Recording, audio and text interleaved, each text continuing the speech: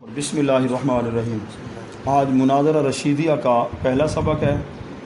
سوار کا دن 6 جولائی اور مناظرہ رشیدیہ اس کا پہلا سبق ہے۔ اصل جو متن ہے رسالے کا نام ہے الرسالۃ الشریفیہ فی آداب المناظرہ۔ یہ حضرت میر سید شریف جرجانی کی کتاب ہے جو اس کے بعد انشاءاللہ میر آپ پڑھیں گے۔ متن انہی کا ہے، حضرت علامہ میر سید شریف جرجانی رحمۃ اللہ علیہ۔ شرح کس نے لکھی؟ مولانا عبد الرشید بن مصطفیٰ۔ یہ کب فوت ہوئے؟ 1083، 11ویں صدی کے ہیں شرح لکھنے والے، حضرت تفتازانی صاحب کے دور کے ہیں۔ تو یہ علم مناظرہ پر، ٹھیک ہے، آج ہم خطبہ کوئی ترجمہ، پھر اس میں مناظرے کی تعریف بھی آئے گی، موضوع کیا ہے، غرض و غایت، کسی سے بحث کرنی ہو تو طریقہ کار کیا ہے، ٹھیک ہے نا جی، مناظرے کے اندر طریقہ کار کیا ہوگا، یہ ساری چیزیں بیان ہوں گی۔ مدعی کیا، اس کی ذمہ داری ہوتی ہے، سائل کی ذمہ داری کیا ہوتی ہے، سند کس کو کہتے ہیں، نقد کس کو کہتے ہیں، منع کس کو کہتے ہیں، دلیل کس کو کہتے ہیں، یہ ساری چیزیں تو علماء جو مناظرہ کرتے ہیں وہ اصول پہلے جانتے ہیں، ان اصولوں کے مطابق شرائط طے ہوتی ہیں، پھر اس کے بعد کیا ہوتا ہے، مناظرہ ہوتا ہے، ٹھیک ہے۔ بسم اللہ الرحمن الرحیم۔ الحمدللہ، یہ متن ہے الحمدللہ۔ ہاں ادھر آسانی ہوگی نا دیکھنے میں، یہ لفظوں کے دیکھنے میں آپ کے لیے آسانی ہوگی، ٹھیک ہے نا۔ چلو الحمدللہ، الحمدللہ کے بارے میں، اچھا پہلے بسم اللہ شریف پھر الحمدللہ۔ اب ادھر سوال ہے کہ میر سید شریف جرجانی رحمۃ اللہ علیہ نے بسم اللہ کے بعد اللہ کی حمد سے اپنے رسالے کا آغاز کیوں فرمایا؟ یہ سوال ہے، یہ دفع دخل مقدر ہے، سوال مقدر کا جواب ہے۔ جواب یہ ہے کہ بعد میر سید شریف جرجانی نے اپنے رسالے کو شروع فرمایا بعد تیمن بالتسمیہ، اللہ کے نام کے ساتھ حصول برکت کے بعد، بحمد اللہ، اللہ کی حمد سے شروع فرمایا۔ کیوں؟ اقتداءً، مفعول لہو ہے، پیروی کرنے کے لیے، کس کی؟ بِأَحْسَنِ النظام، قرآن کی۔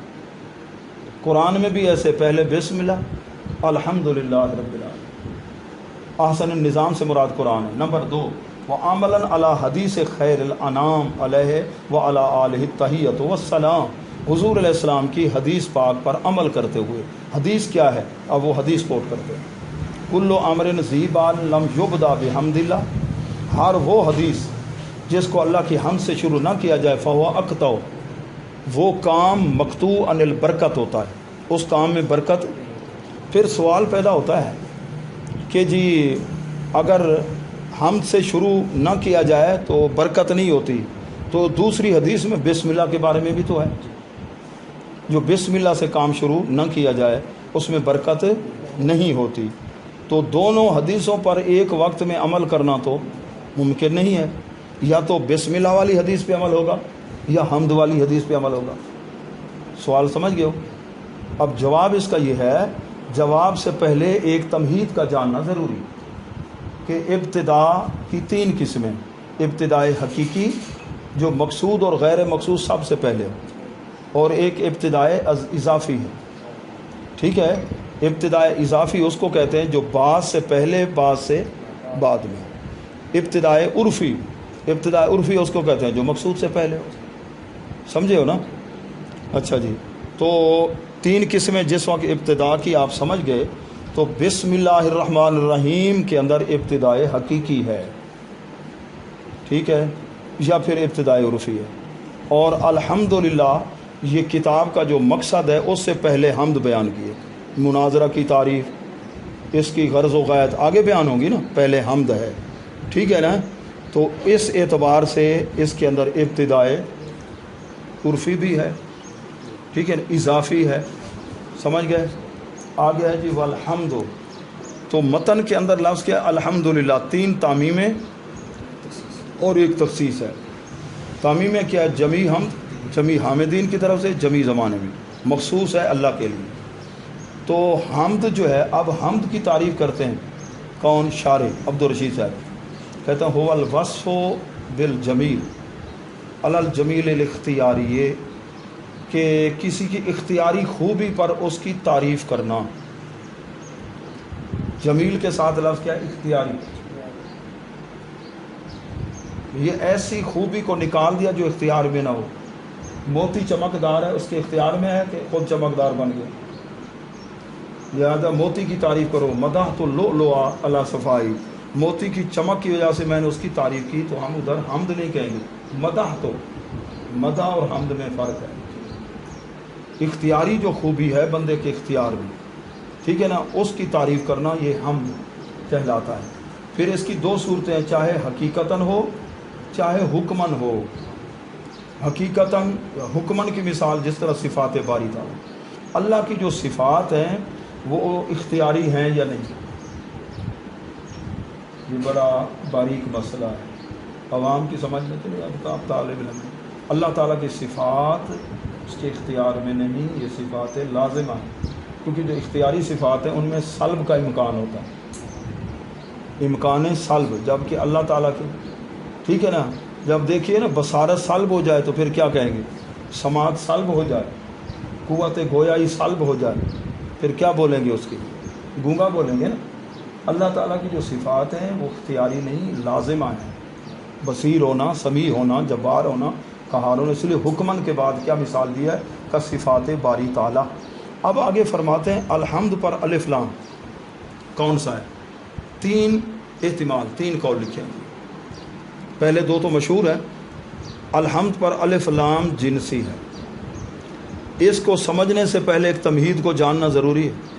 الف لام دو حال سے خالی نہیں، یا اسمی ہوگا یا حرفی ہوگا. اسمی وہ ہوتا ہے جو اسم فاعل کے شروع میں آئے اور الذی کا معنی دے، الضارب الذی ضربا والمضروب الذی ضربا. تو الحمد چونکہ حمد نہ فاعل اسم فاعل کا صیغہ ہے نہ اسم مفعول کا، لہذا یہ الف لام اسمی تو نہ ہوا، حرفی ہے. حرفی ہے تو پھر دو حال سے خالی نہیں، حرفی زائدہ ہوگا یا حرفی غیر زائدہ ہوگا. حرفی زائدہ کا مطلب یہ ہے کہ اگر الف لام داخل بھی ہو جائے، جیسے پہلے لفظ ناکرہ تھا اب بھی ناکرہ رہے گا، پھر ناکرہ کا مبتدا ہونا لازم آئے گا. جبکہ الحمد مبتدا ہے اور بغیر تخصیص کے جو ناکرہ ہے وہ مبتدا نہیں بن سکتا. پتہ چلا الف لام زائدہ بھی نہ ہوا، تو الف لام زائدہ غیر زائدہ حرفی ہے. پھر غیر زائدہ کی 5 قسمیں، یا جنسی ہوتا ہے، اور کیا ہوتے ہیں؟ عہد خارجی ہوتا ہے، اور استغراقی ہوتا ہے، عہد ذہنی ہوتا ہے، عہد حضوری ہوتا ہے. عہد 5 قسمیں ہیں جی. کتنی؟ اچھا، جب الف لام جنسی ہے اس کے مدخول کی کیا ہے جی؟ حقیقت مراد ہوگی. جیسے الرجل خیر من المرأة، حقیقت رجولیت عورت کی حقیقت سے بہتر ہے، ٹھیک ہے نا. ان الانسان لفی خسر، بے شک تمام انسان گھاٹے میں. یہ الف لام استغراقی، وہاں کل لگا دو معنی درست ہو جائے گا جہاں استغراقی ہو. الف لام عہد خارجی جس کا پہلے خارج میں ذکر ہو چکا ہو، جس کے مدخول کا. فعصا فرعون الرسول، مزمل شریف. پس فرعون نے الرسول، رسول کی نافرمانی کی. رسول تو 313 ہے، کس رسول کی؟ فرعون نے کس رسول کی نافرمانی کی؟ حضرت موسیٰ علیہ السلام، ان کا پہلے ذکر ہے. یہ الف لام کا اشارہ، یہ عہد خارجی. عہد ذہنی جس کے مدخول کا فرد جو ہے نا وہ متعین خارج میں نہ ہو، جس سے حضرت یعقوب علیہ السلام نے کیا فرمایا کہ مجھے خوف ہے کہ میرے یوسف کو کیا نہ کھا جائے، بھیڑیا نہ کھائے. الذئب ان یاکلہ الذئب. تو ادھر الف لام استغراقی نہیں کہ پوری دنیا کے بھیڑیے مل کے، اور نہ ہی اسے جنسی مراد ہے کہ بھیڑیے کی حقیقت کھائے، ٹھیک ہے نا. خارج میں ذکر بھی نہیں ہے. تو یہ جب قسمیں آپ نے سمجھ لی تو اب سمجھیے جناب الحمد پر الف لام کون سا. ایک قول یہ ہے کہ واللام فیہ للجنس، لام جنسی ہے. اس اعتبار سے الحمدللہ منطق کی زبان میں قضیہ طبیعہ بنے گا، ٹھیک ہے. نمبر 2 الف لام استغراقی ہے جس کے مدخول کے تمام افراد مراد ہوں. الحمد سے مراد ہے کل حمد ثابت للہ. پہلی صورت میں معنی ہوگا جنس و حمد ثابت للہ، انجام دونوں کا مال ایک ہی ہے. جب ہم نے کہا جن سے حمد ثابت ہے اس کے نتیجے میں بھی حمد کا ہر فرد آئے گا، ٹھیک ہے نا، تھوڑا سا حقیقت نتیجہ ایک ہی ہوگا، یا کل حمد ثابت للہ، تو یہ قضیہ اب کون سا بنے گا؟ محصورہ کلیہ، موجبہ کلیہ بنے گا منطق کی زبان میں۔ نمبر 3، یحتمل ان یکون للعہد اشارۃ الی الحمد محبوب مرضیا لہ تعالی فی قول علیہ السلام الحمد للہ اضعاف ما حمدہ جمیع خلق کما یحبہ ویرضاہ۔ اتنے تک آج ہم سبق کو مکمل کر رہے ہیں۔ کہتے ہیں یہ الف لام عہدی بھی ہو سکتا ہے، ٹھیک ہے نا جی، کہ اس سے حمد سے مراد وہ ہو جو اللہ کو محبوب ہے، اللہ کو پسندیدہ ہے۔ جس طرح حضور علیہ السلام کی حدیث ہے الحمدللہ، اللہ تعالیٰ کے لیے وہ حمد کئی گنا حمد ما حمدہ، جو ساری مخلوق نے اللہ کی حمد کی ہے اس سے بھی کئی گنا زیادہ۔ کیسی حمد؟ کما یحبہ، جیسا کہ اللہ اس کو پسند فرماتا ہے اور اللہ اس سے راضی ہے۔